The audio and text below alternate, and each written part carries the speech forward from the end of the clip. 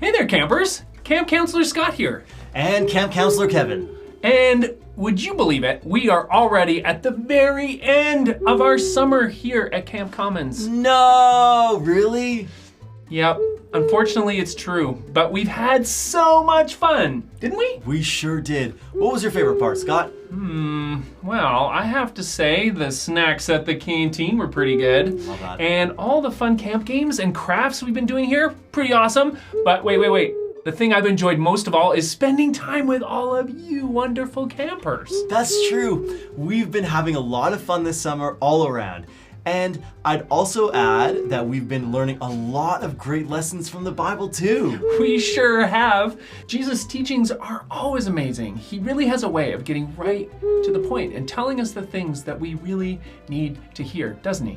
Definitely. You know, that one about the treasures and about how treasures in heaven are more valuable than treasures on earth, that was a good one.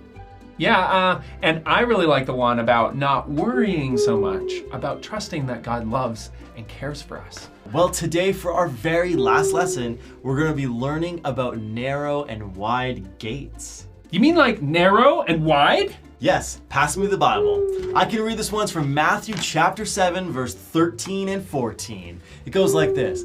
Enter through the narrow gate, for wide is the gate and broad is the road that leads to destruction, and many enter through it. But small is the gate and narrow is the road that leads to life, and only few find it. Oh wow, that sounds like a bit of a warning, doesn't it? Yeah, it kind of does. Well, what do you think it means? Well, what I was thinking was about something I heard once, that before people started calling followers of Jesus Christians, they were called followers of the way. And you know, Jesus calls himself the way at a point too. That's true. Okay, so what does that have to do with narrow and wide gates? Well, I'm thinking of two gates as two different ways. Jesus' way that leads to life and another way that goes against Jesus' teaching. That doesn't lead to life.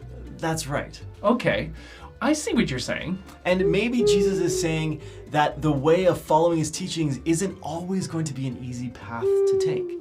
Sometimes it's going to feel like climbing up a big mountain or swimming against strong waves or walking a narrow footpath.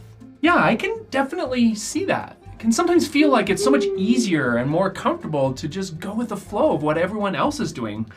Like getting someone back instead of turning the other cheek, or chasing after worldly treasure instead of heavenly treasure. Or breaking promises when we feel like it, or judging others for whatever reason instead of looking at our own hearts. Yeah, Jesus' way can sometimes be tough and not the easy, comfortable path, I guess, but it's good to remember that it's also the path that leads to life, because it fills us with God's joy and goodness. Right. And when Jesus says that the wide gate leads to destruction, I kind of think he means that our actions always have consequences. So when we go down the wrong paths by not following Jesus, we only end up hurting ourselves and others. You know what? That's a really good way to think of it, Kevin. Thanks so much for sharing that with all of us here today. I definitely learned something from it, and I hope all of you campers did too. Yeah, I hope you guys are all learning something new and having a lot of fun with us here at Camp Commons. Well, I think it's time for us to go, but I'm sure we'll see you again. We definitely will. Bye for now. See ya.